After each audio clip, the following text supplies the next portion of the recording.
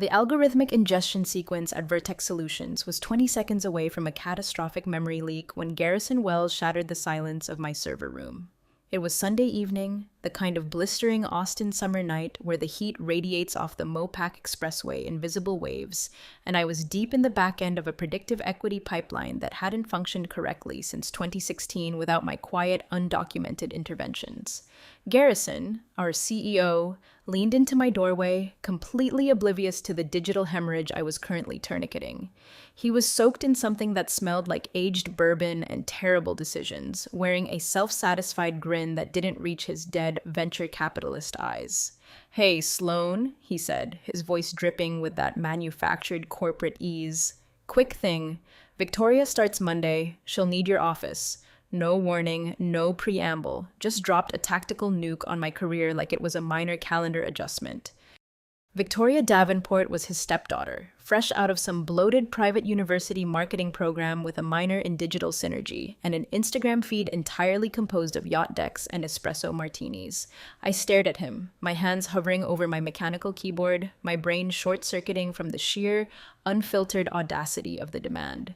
I had been with Vertex Solutions for 11 years. No scandals, no sick days, no drama, just silent fixes, red-eye data deployments, and the kind of operational trust you don't put in an employee handbook, but absolutely require when your entire multi-million-dollar backend is held together by digital duct tape and my sheer willpower. And now, the entitled brat who had once emailed me to ask if our predictive modeling software had an aesthetic mode was going to nest in my executive chair. She was going to hang fairy lights from my whiteboard where I mapped SEC compliance triggers. I smiled. A slow, dead thing that didn't touch my eyes. "Of course," I said.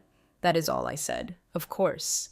And I meant it with the exact same tone you reserve for reading a terminal diagnosis to an enemy. He didn't notice. He just nodded like I had done him a personal favor and sauntered off down the hall to polish his LinkedIn summary or whatever hollow corporate cosplay he was engaging in these days. I sat in that chair, my chair, for another 45 minutes. I didn't type another line of code. I didn't patch the memory leak. I just stared at the frosted glass wall. 11 years of my absolute prime had been quietly stacked into this corporate footprint. My sticky notes detailing encrypted bypasses, my ergonomic chair that only I knew how to lock into the exact right recline, the drought-resistant succulent nobody else bothered to water, the worn spot on the high pile carpet where I paced during late-night international data integrations. And in one lazy, arrogant flick of Garrison's tongue, my entire operational legacy was being reassigned to nepotism with eyelash extensions. Now, I know exactly what the standard advice is. Fight it. March into HR, demand a meeting, throw a high-end stapler through the glass wall of his corner suite. But I had already fought those battles metaphorically every single day for the past decade, quietly, professionally, and with brutal efficiency. And now, I was done. I wasn't angry. I wasn't even sad. I was simply, fundamentally done. I operated on leverage, and they had just handed me the fulcrum. So I packed exactly 3 things. My heavy ceramic coffee mug from Houndstooth Coffee with the chip in the rim, my hardbound leather notebook containing a decade of handwritten, undocumented disaster recovery protocols, and a completely unlabeled black flash drive that looked like it belonged in a black market espionage dead drop. I left everything else. The dual curved monitors, the vertical ergonomic mouse, even the curated selection of imported teas in the break room drawer. Let Victoria figure out which blend gives you the energy to survive a Q3 audit and which one makes you want to drive your car into the Colorado River. Right before I shut the door behind me for what Garrison assumed was a temporary remote reassignment, I snapped a photo of the immaculate space. Not for nostalgia. I needed a baseline image for the autopsy. People operate under the delusion that companies run on visionary leadership and synergy. They do not. They run on the silent, uncredited labor of people who know exactly which wire to cut when the bomb starts ticking. The moment you remove the bomb technician, the explosion is no longer a possibility. It is a mathematical certainty. I didn't send a fiery manifesto. I sent a brief, perfectly sanitized email to Kimberly Sterling in HR, temporarily remote while office reshuffling occurs. Available via Slack and email. It was technically true. I was available. I just had no intention of answering. Monday morning rolled into Austin with a suffocating humidity, and I watched from the air-conditioned sanctuary of my downtown loft as Victoria Davenport posted a boomerang on her Instagram story. She was twirling in my old chair, the caption reading, "Big girl job," followed by an excessive string of sparkle emojis. There was a ring light in the background, a literal ring light in the nerve center of a predictive analytics firm. I zoomed in on the high-resolution image and noticed she had already pinned some aggressively pastel girl boss decal over my physical compliance calendar. I highly doubted she even knew what a fiscal quarter was, let alone the SEC reporting cadence. The emails started trickling in by mid-morning, nothing catastrophic yet. Just the usual low-level friction of a Monday. "Hey, Sloan, do you know where the Cobalt Ventures data sharing agreement went?"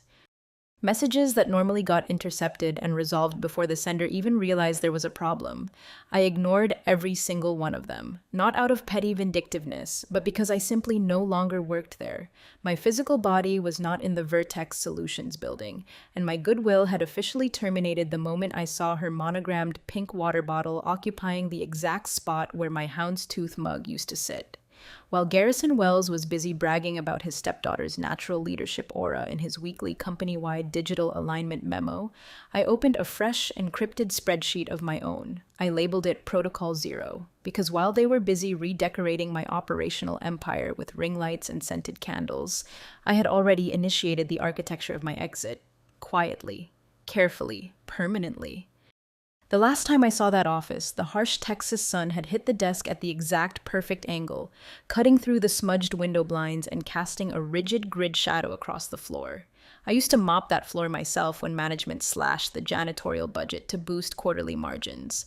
There was no cardboard box procession down the corporate hallway. Just my notebook, stuffed fat with years of scribbled panic buttons and color-coded crisis contingencies, my chipped mug, and the little black flash drive humming with entirely too much power. It held the back doors, the custom automation scripts, the algorithmic triggers. It was the digital scaffolding that kept the company's financial limbs from tearing themselves apart during the end-of-month reconciliations. Nobody at Vertex ever asked where the magic lived. They were just blissfully ignorant, happy that the multi-million-dollar messes cleaned themselves up before the morning bell. I had built a career on complete invisibility. It is the kind of presence that only becomes painfully obvious once it evaporates, like the rhythm of a heartbeat or the deep mechanical hum of an airplane engine. You only realize it mattered the exact second it stops. I typed my final message to HR while sitting in my car in the Vertex parking garage, the engine running, the AC fighting the Texas heat. "Hi, Kimberly. Just a heads up. Transitioning to remote temporarily while we complete the office reshuffle. Available via email as always. Zero emotion. No signature flourish, just clean, sterile, and polite, like a breakup text you send from an untraceable burner phone." I hit send, watched the little delivery checkmark appear, and then I powered my device completely down. I didn't log into the corporate Slack. I didn't schedule out-of-office automated replies. I just evaporated into the Austin skyline. That Monday, Victoria rolled into the operational department like a pageant queen entering an active war zone. Her LinkedIn profile was updated before her customized ergonomic keyboard was even plugged in. Operations Executive, Digital Synergy Specialist, Future CEO. I received that intel from a former colleague who screenshotted the update and texted me, "Your replacement is here." She brought a literal vision board. She brought a fuchsia desk mat, a ring light, and a framed piece of calligraphy that read, "Hustle until your haters hire you." The sheer absurdity of it nearly made me choke on my morning espresso. She spent her entire first morning filming a day-in-the-life vlog, complete with slow-motion hallway struts and a stylized latte-pouring montage at the break room machine. Meanwhile, the high-frequency trading invoices I usually cleared by 9 in the morning sat unbothered in a locked queue. The customer success predictive dashboard started blinking a violent, silent red. One of our Tier 1 private equity clients had flagged an algorithmic data drift. The calendar invite I used to manually generate every single Monday morning never materialized, but nobody panicked. Not yet. They figured Sloan would handle it eventually, exactly like Sloan always did. The critical variable they were missing was that I wasn't handling anything. I wasn't fixing the drift. I wasn't correcting C-suite email typos at midnight. I wasn't rewriting the venture capital pitch decks behind the clueless intern's back, and I certainly wasn't ghostwriting Garrison's external communications, so he sounded like a man who actually understood the analytics he was selling. I was completely done. While Victoria Davenport was busy stapling pink velvet to the back of my chair and asking the IT department to help her route her manifestation playlist through the conference room speakers, I opened a new browser tab in my downtown loft. I started filing the formal LLC paperwork for an entity called Vance Strategies. Vance was my mother's maiden name. She was a woman who taught me how to read brutal financial contracts when I was 12 years old, standing in the cramped kitchen of our old apartment. She used to tell me, "The quiet ones never get the credit, Sloan, but they hold all the leverage." I didn't fully comprehend the gravity of that statement back then.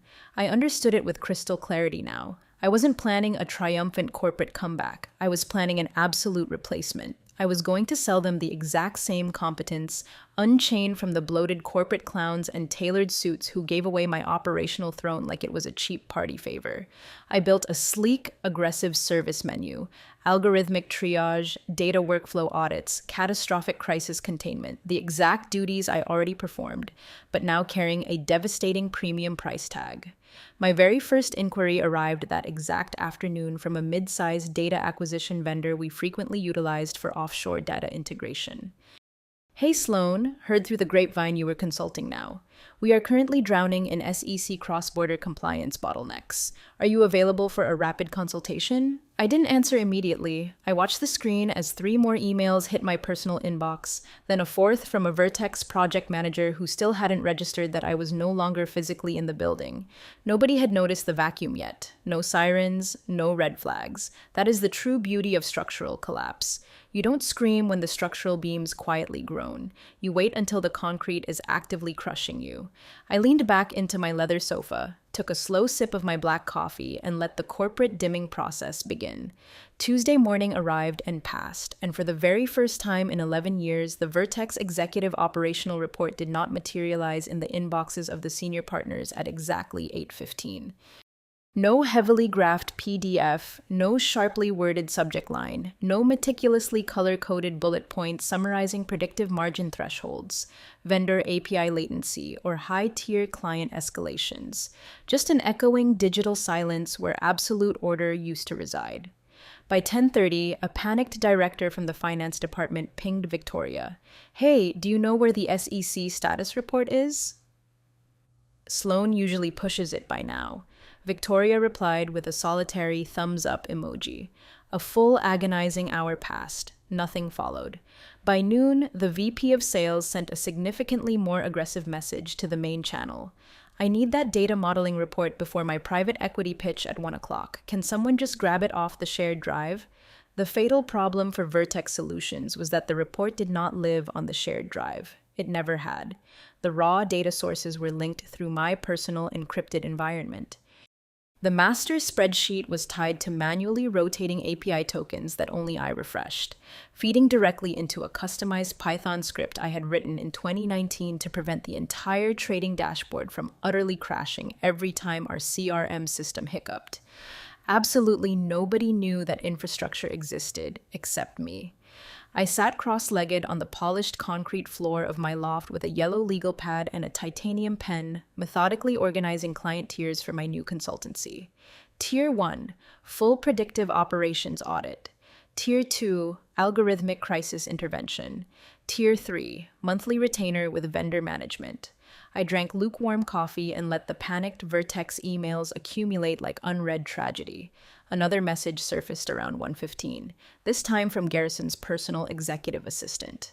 "Hi Sloan, very small hiccup. Can you quickly resend the master vendor API tracker? Victoria can't seem to locate it in your old drive folder."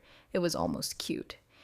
Your old drive folder. As if I had carelessly misplaced a basic Word document, as if that tracker didn't require a mathematically rotating cryptographic key that I manually updated every 14 days, paired with a backup protocol that sent a time-stamped clone to an encrypted external solid-state drive that was currently plugged into my personal MacBook, while I designed a minimalist, aggressive logo for Vance Strategies. I did not reply. I let them squint in terror at broken spreadsheets and desperately tried to fix predictive pivot tables that hadn't organically moved in half a decade.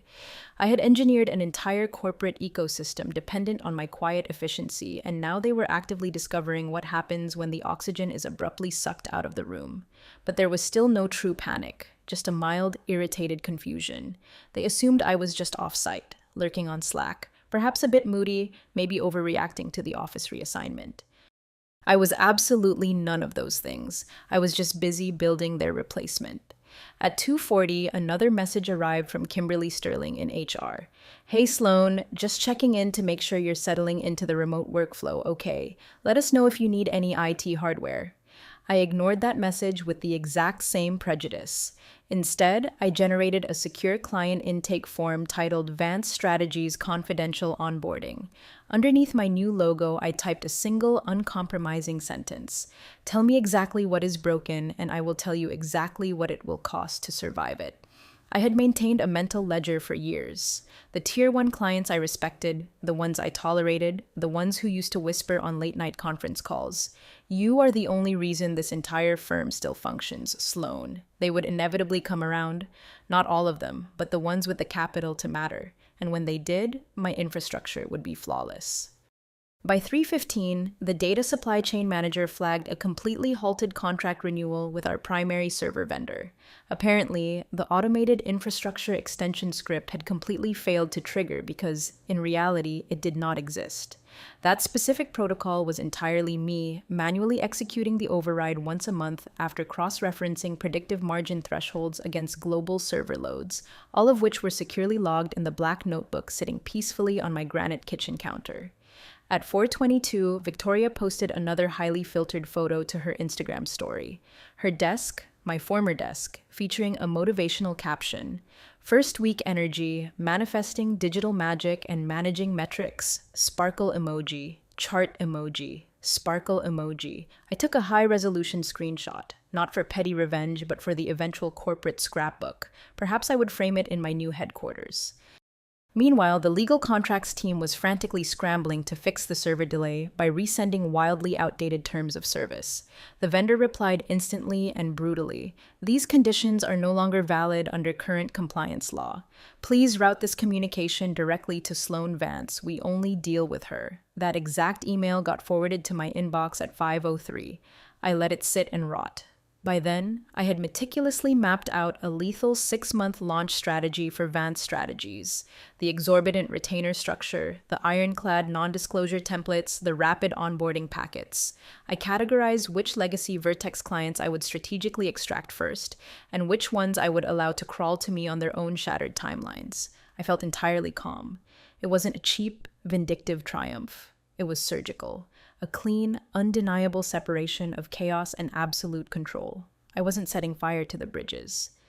I was simply walking away with the structural blueprints and watching the multi-million-dollar suspension cables snap under their own bloated weight.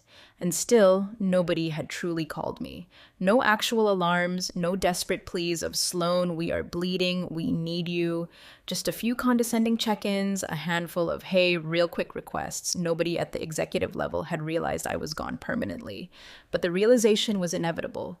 You always notice the scaffolding the exact moment it starts violently collapsing onto your skull. By Thursday, the microfractures weren't just showing, they were generating a deafening structural echo.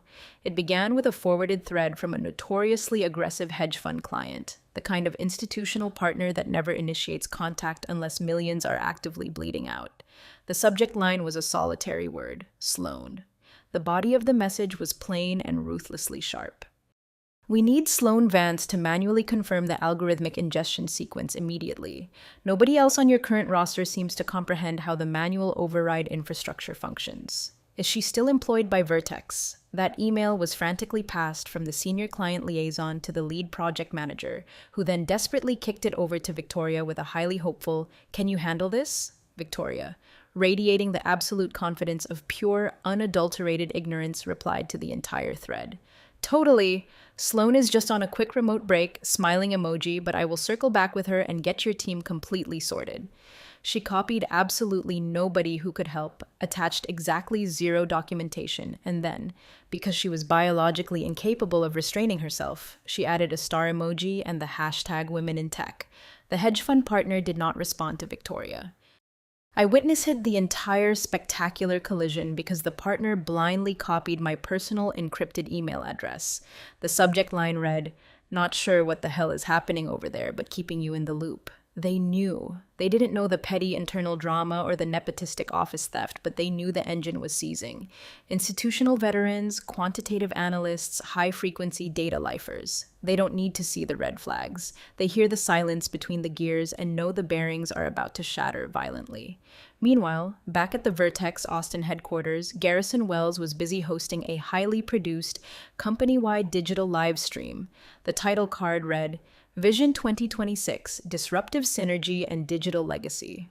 Victoria stood adjacent to him like a surgically enhanced corporate mascot, nodding with deep, manufactured solemnity while he aggressively dropped hollow buzzwords like scalable algorithmic bandwidth and transformational data agility. I watched the broadcast from the comfort of my loft, a glass of expensive bourbon in hand. When Garrison introduced Victoria as the vanguard of Vertex's next generation of operational leadership, I genuinely laughed out loud. The only metric Victoria Davenport had successfully scaled in her entire life was the height setting on the break room espresso machine.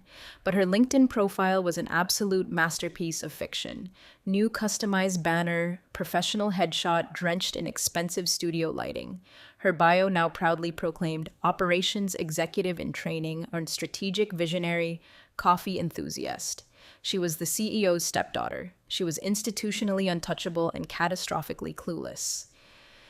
She was dangerous in the exact, specific way only well-connected, arrogant mediocrity can ever truly be. The most amusing variable was that she kept assuring the staff that I was remotely shadowing her. Shadowing. As if I were some kind of benevolent digital ghost haunting the corporate Wi-Fi, waiting for her to benevolently assign me a data entry task. I didn't correct a single soul. Why interrupt the enemy when they are actively digging their own grave? Let the myth fester. I updated my own LinkedIn presence. Nothing flashy, just brutal, undeniable reality. Founder and principal strategic operations consultant, Vance Strategies LLC. Within 3 hours, I possessed 11 connection requests from high-level data vendors, former Vertex clients, and even a senior Vertex engineer who had once publicly referred to me as the titanium spine of the company during a drunken holiday toast.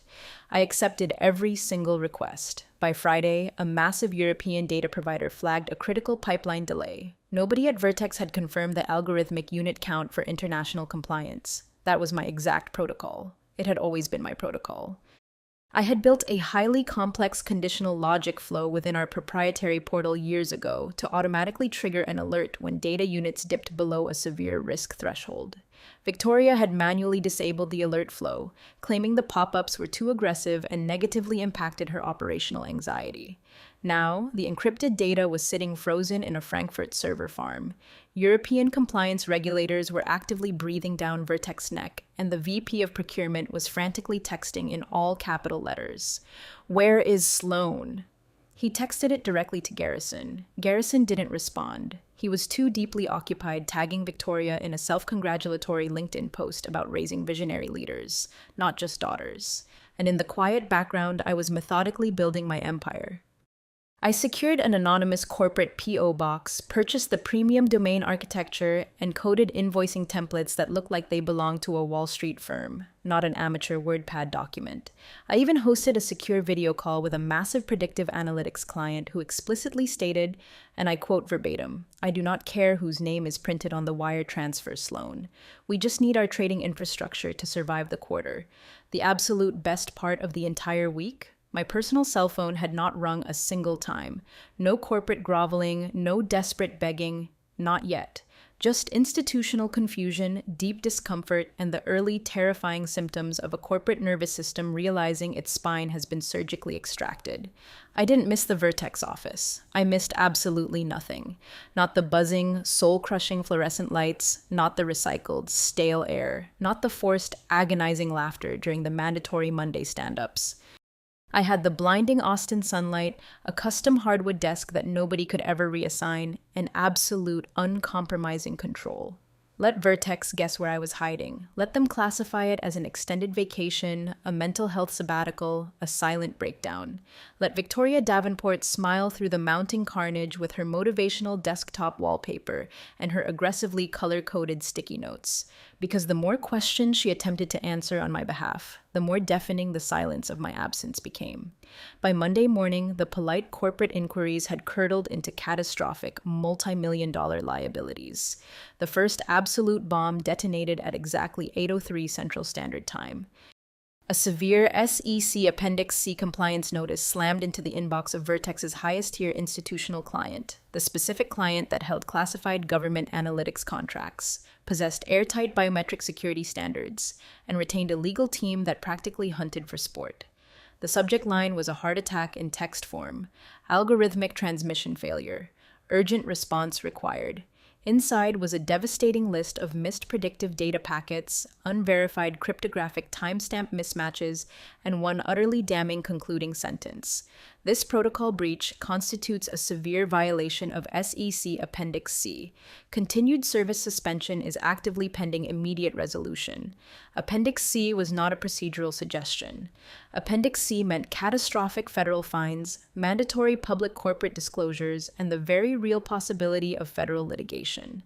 For the past 8 years, I had handled that specific hypersensitive protocol entirely manually, twice a week. I would log in utilizing a spoofed dual-factor authentication sequence, manually verify the packet delivery against Vertex's internal timestamps, and submit the secondary algorithmic confirmations through the client's highly classified private portal.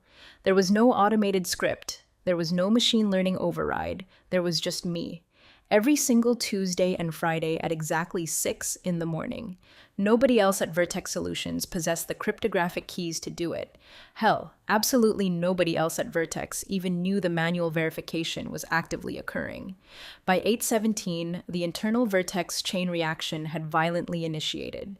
Victoria, bless her profoundly empty little heart, sent a direct email to the institutional client's lead compliance officer. "Thanks so much for the heads up. Our IT team is actively looking into it. Sloan is still overseeing some of these back-end data transitions remotely." Smiling emoji, briefcase emoji, sparkle emoji. The client did not even dignify her with a response. They bypassed her entirely and issued a formal, legally binding cease processing order to Vertex's legal department. That is exactly when Garrison Wells finally called my personal cell phone. His name materialized on my screen like a desperate, blood-sucking insect buzzing against reinforced glass. I let the phone ring exactly twice, ensuring the psychological tension peaked before I smoothly accepted the call. "Sloan," Garrison said. His voice was entirely stripped of its usual bravado. "Hey, very small hiccup. We experienced a tiny little mix-up with the SEC compliance portal this morning. Total tech glitch, probably something incredibly simple. Just wondering if you had a quick second to jump into the back end and maybe take a look?" His tone had completely deteriorated. That confident, booming bark he always weaponized in the boardroom was dead, replaced by this tight, papery, suffocating rasp. He sounded exactly like a man desperately trying to smile while actively chewing on broken glass. I did not answer immediately. I let the heavy, unforgiving silence stretch across the cellular connection just long enough to make him physically sweat. "I am currently unavailable," I said. My voice was a flat line. He let out a strained, nervous cough. "Right. Of course. I totally understand. I mean, I obviously wouldn't normally ask you to pivot. But this is just that one weird legacy thing you always handled manually. Super small ask. 5 minutes of your time, tops." "No," I replied. Cold as absolute zero. I mean that I am permanently unavailable to Vertex Solutions. However, I do operate a private remote consultancy now. If Vertex requires emergency intervention, I can forward you my intake documentation. I could hear it then. The definitive psychological crack. That exact terrifying moment when a man realizes he is no longer negotiating with a subordinate he used to own, but staring down the barrel of an entity that holds his entire corporate survival in its hands. I was no longer an employee. I was a premium number on an exorbitant rate sheet. Oh, Garrison stammered, his brain visibly failing to process the paradigm shift. Well, I guess we could figure something out structurally. If you just shoot over what? Your hourly rate? I exclusively work on high-level retainer, I replied, my voice slicing through his hesitation. 3-month absolute minimum, non-refundable upfront wire transfer. Garrison went completely, horrifyingly quiet. I could vividly picture him standing in his corner suite, blinking at his reflection in the floor-to-ceiling glass like a toddler watching a light switch suddenly fail to illuminate the room. I knew he wouldn't accept the terms. Not yet. His ego still falsely convinced him this was a solvable glitch, that I was merely bluffing for a slight pay bump. "Send me your info," he muttered, his voice dropping an octave. "We will talk later." "Sure," I said, and immediately terminated the connection. I did not send him a single document. Meanwhile, my private inbox practically detonated. One major Vertex client emailed to ask if I was personally still handling their monthly escalation audits. Another demanded a secure copy of my old predictive KPI rollout model. A third, a massive logistics firm, actively offered to loop me in completely off the record to secretly help realign a Vertex partnership that was actively tanking by the hour. I answered none of them, not yet. I was currently engaged in something significantly more vital, finalizing the absolute pricing matrix for Vance strategies. I built tiered containment packages, custom emergency add-ons, and punishing rush fees. I labeled my highest tier service catastrophic infrastructural containment. And yes, I priced it to induce vertigo. Back at the Vertex headquarters, Victoria posted yet another Instagram story. It featured her sitting cross-legged on the floor of my old office with 2 terrified interns, the caption proudly declaring, "Teamwork literally makes the dream work. Brainstorming how to disrupt the space." Brain emoji, sparkle emoji, glowing star. The dream wasn't just unraveling, it was actively combusting. That exact afternoon, the Vertex Finance Department was forced to freeze the quarterly invoice to our largest institutional partner, the identical firm that had flagged the SEC Appendix C breach. The partner categorically refused to authorize the multi-million-dollar transfer until the predictive portal was flawlessly repaired, the cryptographic data entirely re-verified, and, most crucially, Sloan Vance was officially reinstated as their exclusive point of contact. But I was never coming back. I was no longer the corporate janitor. I was no longer the invisible fixer. I was no longer the digital ghost in the server room who constantly saved their profit margins from their own staggering incompetence. I was something entirely new, something significantly more dangerous, unaffiliated, unapologetic, and for the very first time in over a decade, utterly unavailable. The email materialized in my inbox at exactly 9:12 the following morning. It was as if Kimberly Sterling honestly believed that bureaucratic punctuality could somehow reverse a fatal arterial bleed. The subject line read, "Return to office confirmation needed." The body was a masterpiece of HR delusion. "Hi Sloan, hope you are doing well. As part of our Q3 reintegration plan, we are finalizing the physical in-office schedules. Please confirm your exact return to office date so we can reserve physical space accordingly. Let us know if you have any ADA accommodations or IT equipment needs. Best, Kimberly, People Ops." Smiling emoji. I read the email exactly 3 times to fully absorb the sheer, unadulterated delusion before I typed my reply. There is no return date. My office was permanently reassigned. No corporate greeting, no polite closing sign-off, just that singular, devastating truth. Sent, delivered, archived. I knew for a fact Kimberly would stare at the screen like the text was rendered in ancient Sumerian. HR departments invariably panic when reality refuses to conform to the drop-down menus on their compliance spreadsheets. But my response was a truth entirely too clean to be accidentally misunderstood. You gave my command center away to a child. Now you get to live in the ashes. That exact same morning, Victoria missed her very first catastrophic deadline. It wasn't a minor internal benchmark. It was a legally binding contractual execution. A massive, Three-tier client onboarding flow with staggered algorithmic deliverables and a rolling federal compliance review. It was an operation I used to execute in my absolute sleep with nothing but a physical binder clip and a localized calendar reminder. Victoria missed the initial delivery checkpoint by 48 hours. She missed the secondary data transfer by 6 hours. The third automated integration never triggered at all. And when the furious client finally escalated the failure and demanded to know who their dedicated point of contact was, absolutely nobody at Vertex Solutions had a coherent answer. The client terminated the contract instantly. 12 years of deeply entrenched partnership evaporated in a single brutal email. Two other major accounts went entirely dark. They weren't throwing tantrums. They didn't scream at Garrison on a Zoom call. They just went silent. Invoices sat in financial limbo. Automated emails went unread. By Thursday afternoon, the internal CRM flagged both accounts as high-severity churn risks. By Friday morning, one of them officially flipped their operational status to permanently inactive. The psychological atmosphere inside Vertex fundamentally shifted. You could physically feel the terror bleeding through the encrypted Zoom calls, the agonizingly long pauses, the tight, forced smiles. Victoria's voice aggressively climbing into that high-pitched, fake cheerful register, sounding exactly like a woman frantically trying to spray perfume on rotting meat. Garrison Wells called a mandatory emergency corporate alignment session. He demanded every single employee turn their webcams on. Victoria sat rigidly beside him in the executive conference room, her shoulders squared, her lips pressed into a bloodless line. You could almost hear the psychological hinges violently snapping on her illusion of control. Garrison recited all the standard platitudes a CEO deploys when the foundation of his company is actively liquefying. We are experiencing a temporary strategic realignment.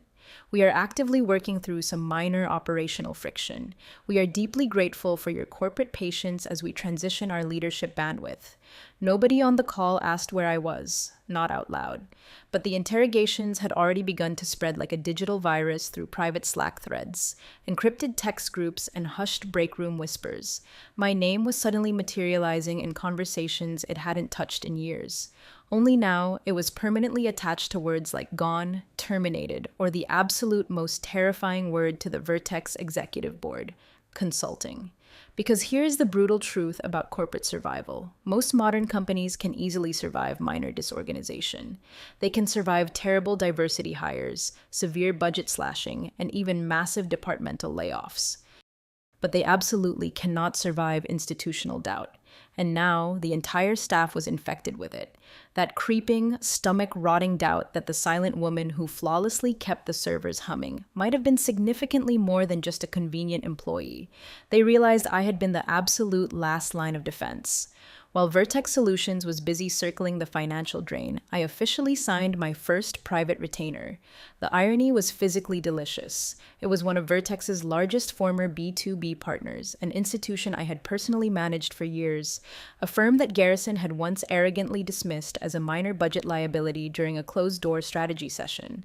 Their lead director reached out to my new encrypted email directly. The subject line simply read, "Do you still fix broken things?" I did not hesitate. I initiated a secure video consultation, methodically walked through their bleeding pain points, and aggressively pitched my Tier 2 catastrophic package. The director accepted the exorbitant rate without blinking. The 6-figure wire transfer hit my newly established corporate account the very next morning. I didn't celebrate by popping champagne. I celebrated by enjoying the absolute silence of my loft.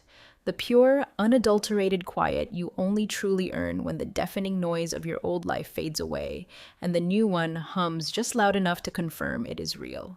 At precisely noon, I updated my digital portfolio. I embedded the massive client's logo into a private pitch deck. I drafted a ruthless, one-page summary of the algorithmic overhaul I would initiate on Monday. I was still working. I was still building the infrastructure. I was just no longer building it for them. And the internal whispers at Vertex weren't just growing. They were mutating into outright panic. You could track the terror by analyzing how rapidly the Vertex engineers started reactivating their dormant LinkedIn profiles. The green open to work banners started popping up across my feed like weeds in a graveyard. One senior developer even sent me a direct message. "Hey Sloan, if Advanced Strategies ever needs back-end support, I would kill to jump ship. The atmosphere over here is absolutely toxic." Yes, toxic has a specific name. Her name is Victoria Davenport, and she brought a ring light to a high-frequency trading knife fight. Garrison and Kimberly assumed I had gone silent out of petty emotional spite. They failed to realize I had gone silent out of lethal, calculated strategy. And now, the structural cracks weren't just spreading, the entire foundation was actively collapsing. By the following Wednesday, the corporate wheels weren't just wobbling, they were violently detaching and flying into oncoming traffic, sparking wildly. The absolute breaking point occurred during the weekly operations sync. What used to be a ruthlessly efficient 30-minute rhythm under my absolute control had mutated into an agonizing, hour-long bloodbath of missed handoffs, contradictory data points, and suffocating silences that smelled heavily of panic sweat. I wasn't on the call, obviously, but two separate engineers independently forwarded me the exact same audio file secretly recorded on their personal phones under the conference table. It was Victoria, utterly losing her mind. "I don't know what the hell you want me to do," she screamed, her voice violently cracking halfway through the sentence. "Nobody ever taught me how to run any of this. There is zero documentation. The predictive spreadsheets are completely corrupted, and half the offshore vendors refuse to speak to anyone except Sloan." Then came a loud, violent slap, the sound of her heavy notebook being hurled onto the polished mahogany table, followed by a wet, furious, tear-choked exhale. And then the soft, infinitely shameful silence of 20 highly paid adults collectively realizing they had allowed a CEO to hand the steering wheel of a multi-million-dollar corporation over to an unqualified child, and they were currently accelerating toward a concrete wall. Nobody spoke for a full 8 seconds. On the recording, you could vividly hear someone's cell phone vibrating against the wood, and the faint, pathetic squeak of an executive pushing his chair back, desperate to flee the immediate blast radius. The audio leak did not go over well.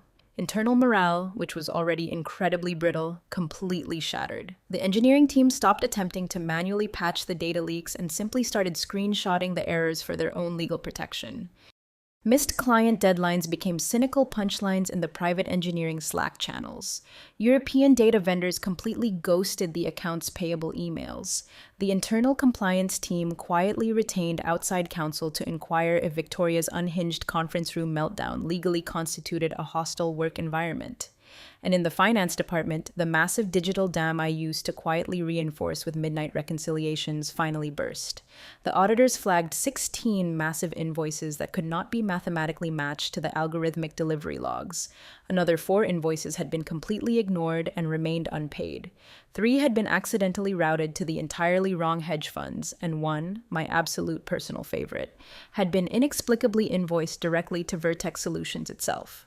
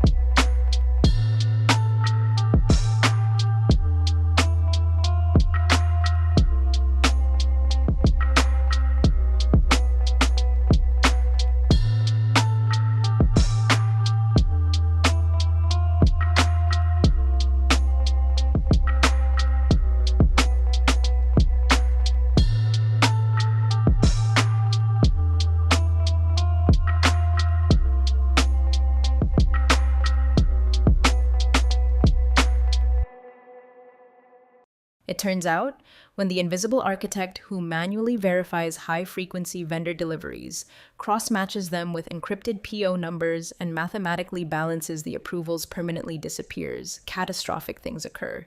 Not just embarrassing things, extinction-level things. The kind of things that prompt federal regulators to demand immediate forensic audits. The director of finance sent a direct, unfiltered message to Garrison Wells. We need an emergency session immediately.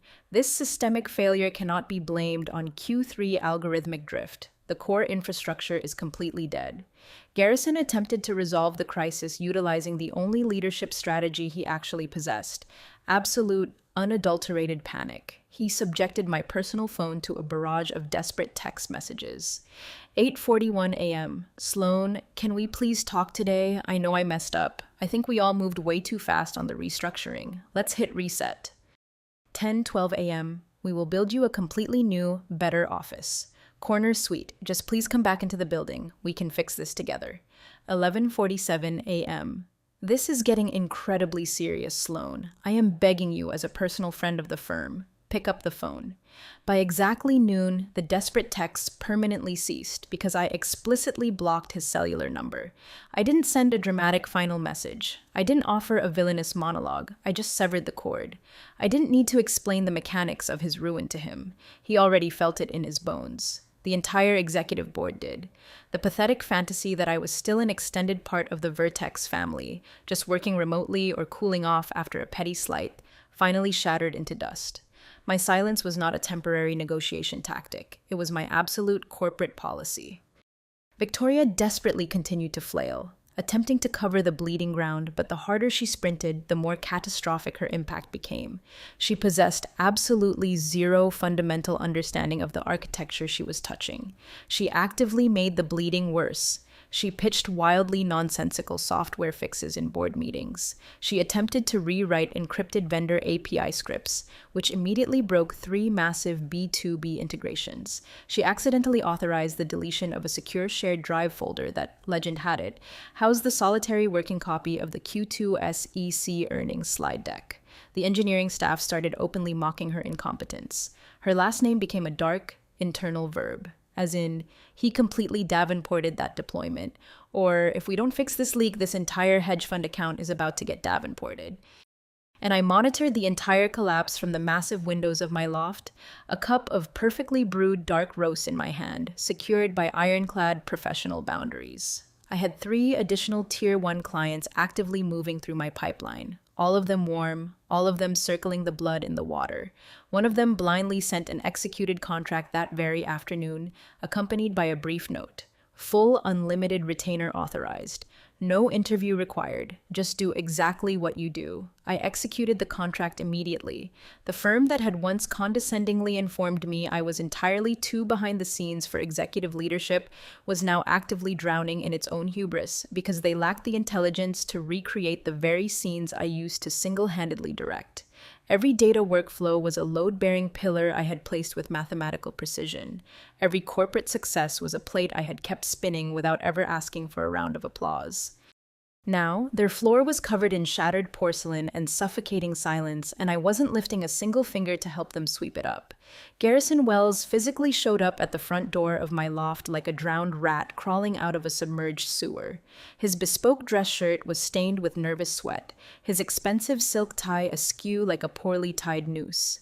The tailored Italian blazer he always weaponized during casual board meetings was gone, replaced by a cheap, wrinkled windbreaker bearing a stain that looked suspiciously like spilled vending machine coffee. His eyes were heavily red-rimmed, his skin possessed a sickening gray pallor, and his hair was wildly uncombed. I almost didn't recognize the man. Almost. He rang the doorbell once, then he knocked aggressively. Then he leaned his weight against the bell, holding it down in a pathetic attempt to signal absolute urgency. I opened the heavy oak door, my houndstooth mug resting casually in my left hand, my face an absolute mask of stone. "Sloan," Garrison gasped, entirely breathless.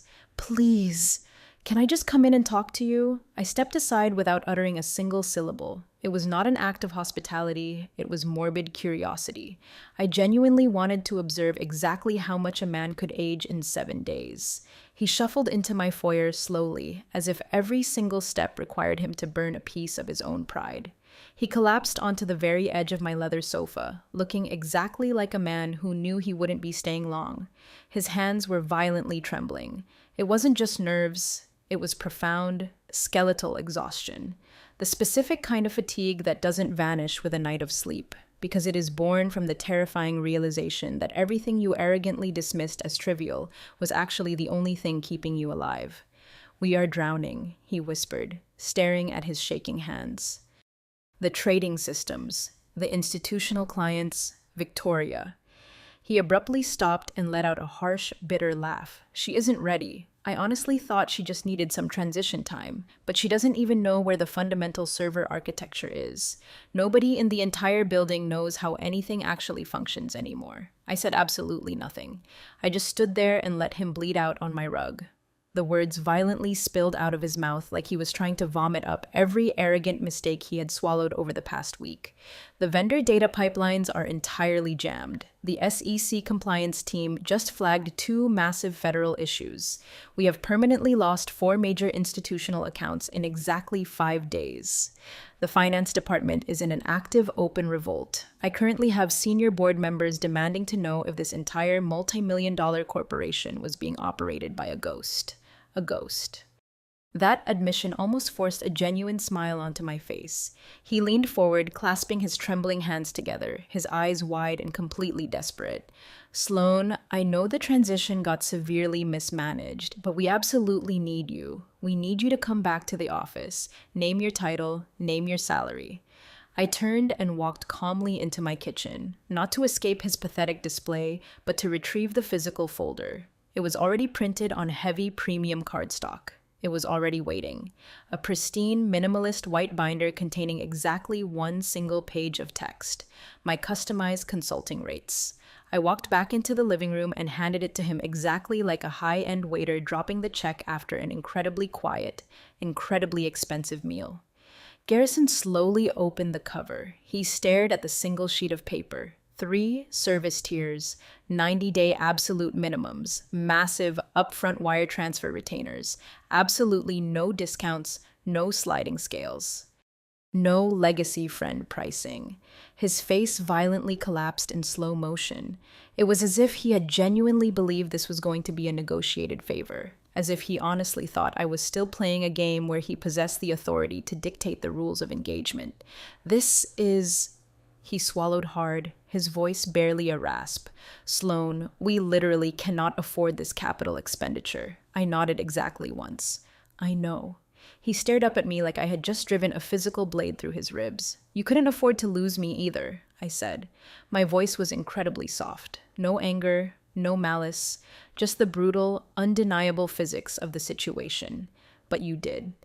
Silence settled heavily between us in the loft. It was a thick, suffocating, utterly final silence. He slowly set the white folder down on my glass coffee table like it weighed 1,000 pounds. He stared at the premium paper like it might suddenly sprout wings and carry away the last shred of his corporate survival. I let him sit in his own ruin. I did not attempt to fill the agonizing space. I did not offer him a glass of water or an ounce of pity or a single microscopic reason to believe my terms were negotiable, because they weren't. Garrison finally stood up. His movements were incredibly slow and heavy, the posture of a thoroughly defeated man. He picked up the white folder and tucked it under his arm, holding it like a draft notice for a war he had already completely lost. "Just think about it," he muttered, unable to even make eye contact with me. "Please."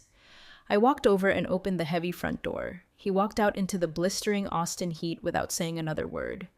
I stood in the doorway and watched him drag himself across the pavement toward his car.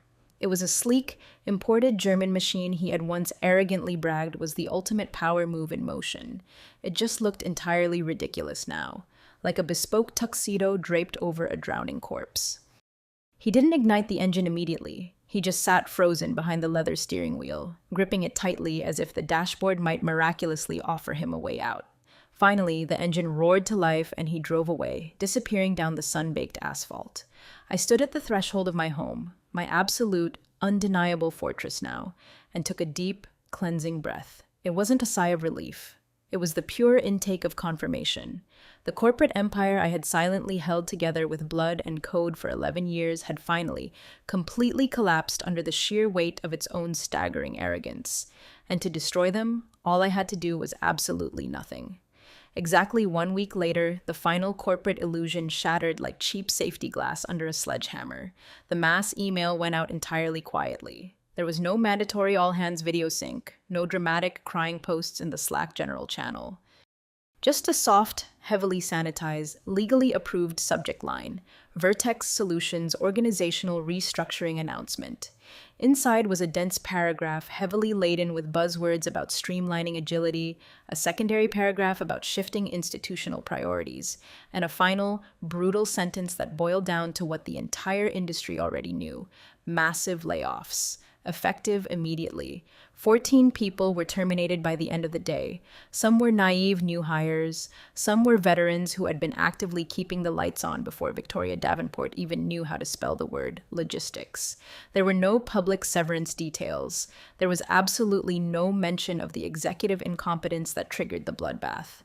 The market message was undeniable. Vertex Solutions was bleeding out, and the arteries could not be clamped. Two of their most massive remaining legacy clients, the exact accounts I had personally salvaged over years of late-night cryptographic troubleshooting and last-minute predictive rollouts, publicly announced they were immediately re-evaluating their B2B partnerships in scathing press releases. Exactly 24 hours later, both of those multi-million-dollar accounts officially signed exclusive, ironclad onboarding contracts with Vance Strategies. That is my firm, in case you forgot who actually owned the board. Their introductory emails hit my secure server like pure oxygen, short, hyper-decisive, profoundly grateful, and aggressively ready to move forward. Let us know exactly what infrastructure you need, Sloan. And my absolute favorite message of the week: so incredibly glad to finally be working directly with the actual brain behind the old firm. I didn't gloat. I didn't post a single passive-aggressive update on LinkedIn. I took absolutely no public victory lap. Just pure, terrifying, quiet efficiency. The massive contracts were securely signed. The exorbitant retainers were invoiced. The algorithmic operations were stabilized. I executed exactly what they paid me an absolute fortune to do. Meanwhile, back at the crumbling Vertex headquarters, Victoria Davenport permanently vanished. Literally. One Tuesday, her heavily filtered, studio-lit photo was proudly displayed on the executive team page, arms crossed, projecting that obnoxious, confident boss babe energy. The very next morning, it was entirely gone. She had been scrubbed from the digital architecture with a damp corporate rag. A remaining developer from the analytics team secretly forwarded me a screenshot of the internal Vertex organizational chart. Where her inflated title had once resided, there was only a stark, gaping blank space. No reassigned title, no forwarding corporate email, just pure emptiness. I didn't bother to ask Kimberly Sterling what actually happened. I simply didn't care. The executive office she had stolen, my old office, the one with the permanent groove worn into the carpet where my chair used to roll, sat completely dark. Nobody else in the building dared to claim it. The internal rumor was that someone from the facilities management team had intentionally kept the heavy door permanently locked just to preserve the haunted space. I nearly laughed out loud when I read that encrypted text. They were actively preserving a multi-million-dollar mistake, a dark, empty monument to catastrophic ego over quiet competence. I let them keep the tomb, because while they were busy desperately erasing names from their crumbling org chart and praying to whatever corporate gods would listen that the financial bleeding would stop, I was actively engaged on a secure video call with their former crown jewel, the biggest institutional client they possessed. The exact client they literally could not afford to lose, the one I used to personally handle like an armed nuclear warhead with a fragile heartbeat. They didn't just want my crisis support. They wanted a multi-year, locked-in operational retainer, absolute infrastructural ownership, complete predictive process audits, total vendor management, executive data training, the entire uncompromising package. The final, legally binding contract materialized in my secure portal late in the evening. It was a heavy 7 figures. I digitally signed the execution line with my stylus while eating cold, leftover Thai food at my granite kitchen island. When the wire transfer confirmation violently pinged my encrypted server, I simply leaned back into my chair and stared into the glowing light of my monitors. Then, I calmly opened my master device settings. I navigated deep into the encrypted account structures.